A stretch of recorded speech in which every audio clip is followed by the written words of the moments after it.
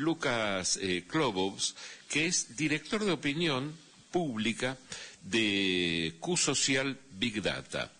¿Cómo te va, Lucas? Aquí Hugo y Larry, te saludamos.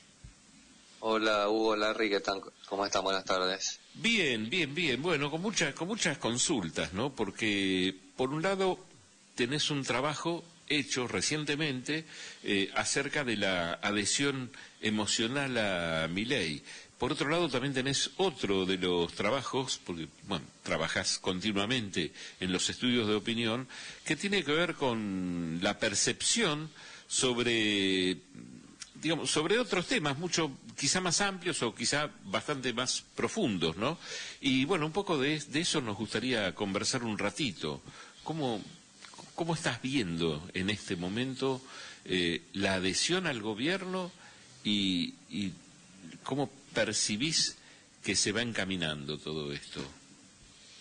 Bueno, mira, justamente nosotros hicimos un trabajo recientemente en donde lo que intentamos medir fue el porcentaje de argentinos que se identifican emocionalmente con Milei. Es decir, hay una corriente relativamente nueva a la hora de explicar la aprobación presidencial y el voto, que es cargada de emotividad, ¿sí? Es decir, más allá de alguna cuestión racional o de si la gestión es buena o mala, hay un componente que está atado al vínculo afectivo. De hecho, hay estudios académicos que muestran que aquellos presidentes que tienden a tener una conexión emocional fuerte con la ciudadanía tienden a tener niveles de apoyo más estables a lo largo de su mandato, ¿no? Uh-huh. Entonces, en ese contexto, investigamos.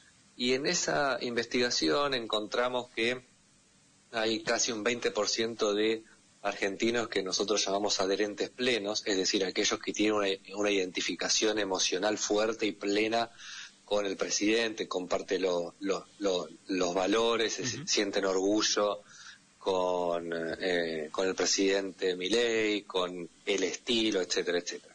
Después hay un 17% que lo llamamos acompañantes condicionales, es decir, es un segmento de que no tiene esa identificación plena, pero sostiene al gobierno por resultados, ¿no? Es decir, acá sí tiene una mirada más pragmática. Estos dos segmentos consolidan un 36%, es decir, en diferente gradiente hay un 36% que tienen una cercanía fuerte con el presidente. Después del otro lado tenemos dos segmentos. En un extremo tenemos los detractores, que es un 35%, que son aquellos que rechazan fuertemente, emocionalmente al presidente. Y después hay un 29% de distantes críticos, es decir, un segmento que tienen cierta distancia, pero que no tienen un rechazo frontal, que en algún momento podrían llegar a acercarse. Uh-huh. En este gradiente uno ve que obviamente hay una mayoría de rechazo emocional al presidente, pero Milei tiene una base de apoyo emocional importante y que explica que ya ha pasado algunos años de su mandato, y más a casi un año de la próxima elección presidencial, Milei sostiene un nivel de apoyo superior al 30% en gestión. Lucas, ¿eso tiene una explicación? ¿Hay quien puede, de alguna manera, darle contenido a ese núcleo duro, por llamarlo de alguna manera, que a pesar de a veces reconocer que les está yendo mal en forma personal, pero siguen adhiriendo casi con necedad, diría yo, al gobierno? ¿Hay algún estudio sociológico que pueda explicar eso? Sí, hay varios elementos que explican eso. Uh-huh. Hay un punto que es una coincidencia de ese segmento ideológico, una coincidencia respecto al rumbo y, por lo tanto, una expectativa positiva de que este es el camino. Ese es un componente. El segundo componente es lo que yo llamo, lo que se llama en la academia el voto por rechazo, es decir, cada vez más empieza a surgir un elector que apoya o vota a un candidato no por identidad o por afinidad o por simpatía, descarte al otro. Claro. Exactamente. Y ahí este punto lo uno a una pregunta que nosotros incluimos en nuestro monitor mensual, que expresa que el 41% de los argentinos considera que sería un retroceso el regreso del peronismo o del kirchnerismo al poder. Ajá. Entonces esa segunda factor se expresa ahí. Y ese, perdón, y porque es muy interesante esto que decís. Ahora, ese 41% está de alguna manera unificado pensando en alguien, está muy disperso. ¿Cómo se puede desglosar de alguna manera? El 41% que dice que no votaría que no votaría al el peronismo. Sí. Ahí hay dos, si querés, dos o tres elementos a tener en cuenta. Obviamente, gran parte o la mitad del voto libertario está compuesto de este voto antiperonista. Más de la mitad del voto del PRO en el 23, es decir, 8 de cada 10 votantes de Patricia Bullrich, dicen que sería un retroceso en el regreso del peronismo. Entonces ahí hay una interpretación muy importante. Es decir, si el PRO presenta un candidato a presidente en las próximas elecciones, la probabilidad de que el desempeño no sea el esperado es alto. ¿Por qué? Porque ahí el factor temor al regreso del peronismo puede ejercer que termine migrando al candidato más competitivo, que puede ser el presidente. Lucas, te sumo una cosa más que tengo una inquietud. ¿Hay alguna valoración con respecto a la población? Esa sí es, muchos dicen desclasados, lumpenaje. ¿Hay alguna evaluación al respecto? ¿Algún sondeo? No, es bastante transversal esa opinión. Exactamente, sí. Y después hay un punto muy importante a tener en cuenta, que también explica el apoyo que hoy en día tiene Milei, que si bien estuvo a la baja los primeros 4 meses del año y cayó en los primeros de enero a abril, cayó 17 puntos su aprobación, es la ausencia de un liderazgo opositor capaz de capitalizar el descontento de un segmento importante de la sociedad. Es decir, hoy en día no hay un dirigente que logra encolumnar no solo las figuras políticas, sino a la sociedad, a ese segmento social que está descontento y que no encuentra todavía un camino por donde canalizar ese... Lucas, no muchas empresas de sondeo, no muchas organizaciones que hacen sondeo se han atrevido, han osado ir a la cuestión emocional. Ustedes fueron con bastante precisión. ¿Hubo algún dato a vos como observador y como realizador de sondeos, de encuestas, que te haya sorprendido con respecto a a los resultados de la captación emocional con respecto a los actores políticos de hoy? Sí, claramente. Hay un dato que para mí es el más sorprendente. La elección de cara al 27 se va a disputar, obviamente, en estos dos segmentos intermedios, ¿no? Aquellos que tienen un acompañamiento condicional a Milei y aquellos que son distantes críticos. Bueno, en este segmento que son distantes críticos, que es el 30% de la sociedad, el 70% votaría en blanco o no sabe a quién votar. Epa, es un alto índice. Esa es la explicación, una de las explicaciones que muestra si querés, la ventaja que hoy tiene Milei respecto a la oposición, en cuanto a que ese segmento descontento o distante de Milei aún hoy no encuentra una oferta electoral que lo convenza, que lo atraiga, y para eso va a ser fundamental de acá a los próximos meses que la oferta opositora se vaya estructurando y pueda encontrar un relato, una narrativa capaz de conquistar a estos segmentos. Ahí va, eso es importantísimo. Y de alguna manera me gustaría meterme en un momento en ese tema, justamente en el rol de la oposición, pero en base a todo lo que estuviste estudiando, sumando el estudio anterior, donde hablas de percepciones sobre la libertad económica, sobre el rol del Estado, sobre la seguridad, más allá de todos los números que muchas veces aturde o desconciertan, ¿no? Pero, ¿cómo estás viendo? ¿Hay mayor descontento que antes con el gobierno? ¿Hay expectativas que se abren para la oposición? ¿Cómo estás analizando la situación actual? Yo veo un gobierno que desde que comenzó el año, sí, en términos simples, se complicó solo, porque más allá de la cuestión económica que se ven en las encuestas, descontento, preocupación, etcétera, el caso Adorni fue un costo autoinfligido del gobierno que tranquilamente se podría haber evitado y evitar meses de agenda mediática, agenda pública, hablando sobre el tema. Y eso claramente erosionó el apoyo del presidente, como te comentaba antes. En 4 meses la aprobación de Milei cayó 17 puntos. Ahora está estabilizada en torno a 31, 32 puntos de aprobación. Y visto retrospectivamente, sí hay una caída del gobierno. Ahora, eso significa que estamos frente a un gobierno totalmente debilitado, que está pidiendo la hora para llegar a las próximas elecciones. No, de ninguna manera veo eso.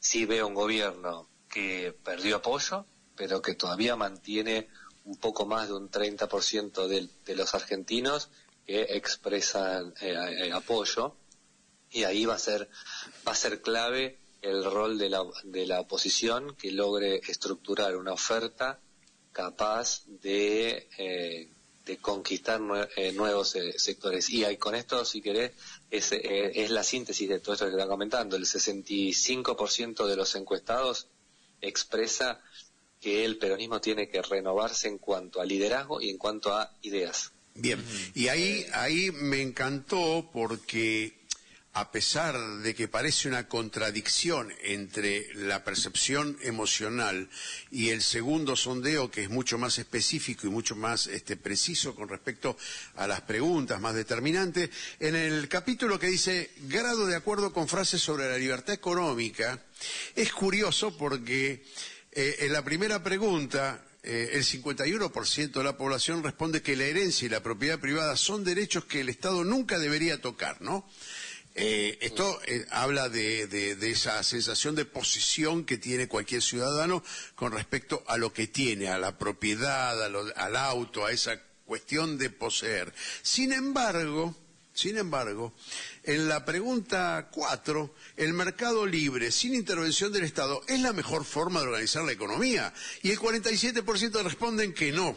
Entonces, parece un poco contradictorio, pero es un poco lo que me parece a mí, no sé, visto por ustedes, es la síntesis de la dicotomía argentina, ¿no? Entre un gobierno solidario, con sentido social, con sensibilidad social, y la percepción de que la propiedad es mía y de nadie más, ¿no? Y tiene que ver también con el pago de impuestos, porque también en otra pregunta ustedes preguntan sobre el impuesto a las ganancias, etcétera, etcétera.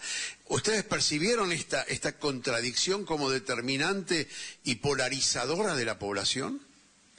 Sí, y es más, en la cuestión económica, los argentinos siguen teniendo una posición controversial, ¿no? Donde por un lado marcan algunas cuestiones y por otro lado no. Hay mayor consenso en cuestiones relacionadas a valores, a cuestiones vinculadas a cómo enfrentar la lucha contra la inseguridad.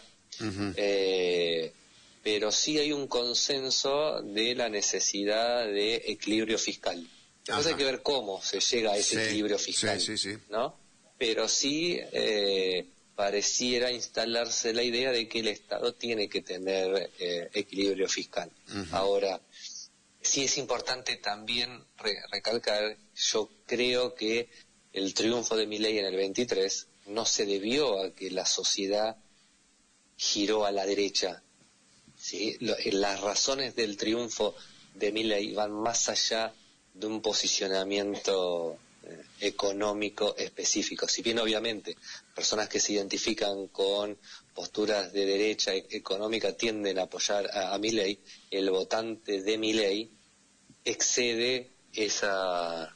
Ahí te hago una pregunta que la hemos analizado con Hugo millones de veces en nuestras programas y fuera del aire, que tiene que ver con las cuestiones no resueltas por los demás gobiernos. No importa la ideología, o sí importa, y por eso el desencanto puede ser mayor, que no se han resuelto. A ver, te tiro 3, debe haber 50 más, pero la inseguridad, la inflación y la corrupción son temas que no se habían resuelto. Se habían abordado de manera tímida, no tímida, pero no se habían resuelto. Puede ser que el desencanto de los gobiernos populares, el caso de Cristina y Néstor, como no se ha terminado de resolver, no es que no se hayan tratado, pero no se han terminado de resolver, a los ojos del votante producen un desencanto. ¿Puede ser? Sí, a ver, yo creo que el mayor desencanto que puede tener hoy el votante de Milei, por ejemplo, es la contradicción entre un relato anticasta y un relato moralizante con acciones o hechos de corrupción o supuesta corrupción. Ese es un punto. Y después el otro punto, el tema de lo que yo llamo la paciencia social. Cuando Milei asume, una parte importante de su electorado coincidía en la necesidad de hacer un esfuerzo porque en un futuro íbamos a estar mejor. Bueno, esa tolerancia al ajuste, esa tolerancia al sacrificio económico empieza a erosionarse. Es lo que en política llamamos el humor social. Exactamente. Mira, hace muchísimos años me dedico al periodismo y varias veces hemos visto funcionarios o exfuncionarios que por ahí justifican diciendo, si hubiera dicho lo que iba a hacer, no me votaba nadie. Si un político, no es la primera vez que te entrevisto, no sé, tampoco me interesa en ese sentido, me interesa este trabajo, pero por ahí si vos asesoraras políticos, ¿qué le dirías hoy? Que digan claramente lo que quieren hacer, que se presenten cristalinamente ante la sociedad y digan, yo voy a negociar de tal manera la deuda, Cristina presa, tengo tal posición, la voy a indultar, o que se quede 20 años, no sé. ¿Tienen que decir claramente a la sociedad? Mira, en primer lugar, hoy en día los argentinos, y es más, hasta no es un fenómeno argentino, no se vota por una propuesta programática, por un plan de gobierno presentado en la sociedad, sino que, en primer lugar, y vuelvo al trabajo inicial, sí, hay que conectar emocionalmente con la sociedad. Bien. ¿Cómo se conecta con la sociedad? No proponiendo reformar el Banco Central o lanzar un plan de consumo, sino que se conecta desde otro lugar, desde mostrar confianza, mostrar cercanía, mostrar empatía, etcétera. Ese es el primer elemento. El segundo elemento, y mal que nos pese a aquellos que nos gusta un debate político maduro y trascendente, también hay que saber divertir. ¿A qué me refiero con esto? Hoy en día el porcentaje de personas que ven programas políticos o entrevistas políticas es muy bajo. Cuando uno hace una encuesta o ve rating, etcétera, es muy bajo. Entonces, para acceder a ese segmento no politizado, que cada vez es más alto, hay que llegar desde otro lugar, ¿sí? Una vez que están dadas esas condiciones, ahí sí podemos empezar a hablar de cómo podemos gobernar. Y en ese esquema de cómo podemos gobernar, tampoco creo yo que es necesario explicitar absolutamente todo, no por una cuestión de ocultar, no, sino simplemente, primero porque hay mucha población que o no le va a interesar o no lo va a entender, porque son cuestiones más técnicas. Y después también es, una vez que un presidente asume el cargo, muchas veces se encuentra frente a un panorama que tal vez dista de lo que imaginaba. Entonces quedarse atado a propuestas Sí. no es lo mejor, porque termina siendo un boomerang. Y de todo el espectro que ves en la oposición, ¿ves a alguien que pueda hacerle frente? ¿Pensás que puede llegar a aparecer algún tapado? ¿Lo imaginás? ¿Lo conocés? Siempre ustedes, los consultores, generalmente cuentan con alguna información que bueno... Que el resto de los mortales no sabemos. Tanto, ¿no? Que el resto de los mortales no sabemos. A ver, yo creo que posibilidad para, como se lo llama, a un outsider, puede llegar a haber. No creo que sea el escenario más probable, pero puede llegar a que surja algún outsider, pero en el caso que surja un outsider, no me lo imagino con el estilo de Milei, sino me lo estaría imaginando a una figura con más capacidad de consenso, de diálogo, de búsqueda de acuerdo, capaz de unir diferentes sectores. Dentro de la oferta política tradicional, yo creo que va a ser muy importante la figura de algún dirigente político capaz de unificar diferentes sectores que hoy en día pugnan dentro del kirchnerismo. Entre la cámpora y el peronismo tradicional tiene que surgir una síntesis para evitar que la agenda de la sociedad vea conflicto y no acuerdo. ¿Lo ves posible? A ver, si no hay una unidad clara, la probabilidad de un triunfo de Milei crece exponencialmente. Y una pregunta sobre si esa. Se unen... Ahí. Claro, y sobre esa. Disculpa, Larry, que No, está perfecto. No, dale. Yo también iba a preguntar. Sobre esa, conozco gente, digamos, que conoce de política, que le gusta seguir todas estas alternativas, que por ahí te dice, mira, si se van a juntar 10 minutos antes para ganar las elecciones, que no cuenten con mi voto. ¿La gente pide acuerdos programáticos o no está pendiente? Hablo de la gran masa. Mira, en uno de nuestros últimos trabajos fue qué tipo de presidente desean los argentinos. Entonces incluimos una serie de preguntas y con una técnica estadística llegamos a una clasificación. La mitad de los argentinos están reclamando un presidente acuerdista, un presidente que nosotros llamamos, dialoguista, ¿no?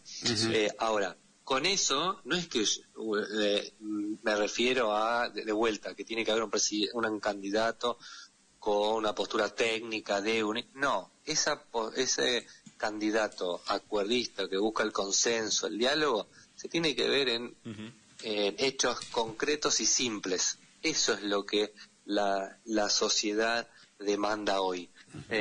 No demanda un candidato con un liderazgo fuerte, capaz de ir para adelante sin mirar al costado. Hay un segmento de la población que sí, que es alrededor del 30 al 35%, demanda un presidente que nosotros llamamos decisionista. Pero hoy en día hay aproximadamente 50% de los argentinos que está demandando otra cuestión. Entonces, para formar un candidato con esas características, no se hace de la noche a la mañana, no se hace una semana anterior a las elecciones. Es un trabajo que se tiene que llevar y comunicar de una manera clara, sin...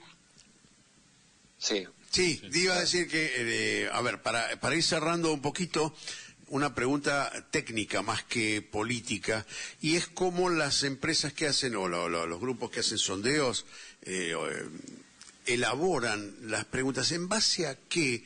A nosotros nos queda siempre, más allá de analizar cuánto le pegaron, cuánto acertaron de los porcentuales que después resultaron reales en las urnas, ¿cómo se elabora técnicamente un sondeo? Las preguntas, cómo se eligen, en función de qué, se hacen consultas con sociólogos, no sé. Es decir, te lo pregunto porque no tengo idea, ¿no? Uno está acostumbrado a consumir los sondeos de opinión y las encuestas de manera mecánica, periodística, buscando el dato más relevante y poniéndolo al aire, pero a veces deberíamos reflexionar sobre para tener validez. Yo no sé si a vos te pasó, pero a nosotros nos pasa frecuentemente que después de la elección empezamos a contar quiénes tenían razón y resulta que eran una o dos las empresas y había 50 encuestas, ¿no? Entonces la pregunta es cómo se hace técnicamente, metodológicamente, la elaboración de una encuesta que se acerque a la realidad. ¿Cómo se hace? Es una pregunta muy larga, sí. Una respuesta muy larga. Pero sí, las encuestas no predicen un resultado electoral. Uh-huh. La función de las encuestas es describir una foto. Uh-huh. De hecho, Manuel Mora y Araujo, uno de los primeros investigadores de opinión pública en Argentina, que falleció ya, uh-huh. él decía siempre que las encuestas no predicen. Uh-huh. Las encuestas electorales hoy en día tienen un problema, que es la alta tasa de rechazo. Es decir, cada vez hay más personas que no quieren contestar encuestas. Es cierto. Entonces eso genera claramente un sesgo, ¿no? Uh-huh. Eso claramente genera un sesgo y genera un problema importante en las estimaciones. Entonces, ¿qué es lo importante en una encuesta? Es la posibilidad de hacer mediciones sistemáticas. ¿Para qué esto? Para poder evaluar tendencias. Si uno hace una encuesta para ver cómo está el panorama electoral y hace una única medición, lo más probable es que tenga bastantes errores. Uh-huh. ¿Por qué? Porque es una foto rápido con los problemas que hoy en día tienen las encuestas. Ahora, si uno hace sistemáticamente, todos los meses o cada cierta periodicidad, uno empieza a ver la tendencia. Y eso es lo que la mejor película que muestran las encuestas, cómo va evolucionando la opinión pública en el contexto del país, de la provincia o del municipio. Y eso es lo que detecta y lo que permite después, desde los consultores políticos, el estratega, etcétera, accionar sobre ese escenario. Lucas, te agradecemos muchísimo toda esta información que nos diste, ¿no? Una gran ayuda. O sea, en otro momento, al contrario, volveremos a molestarte en otro momento. Un abrazo grande. Por supuesto. Un abrazo, hasta luego. Gracias. Lucas Klobos, el director de opinión pública de Q-Social Big Data.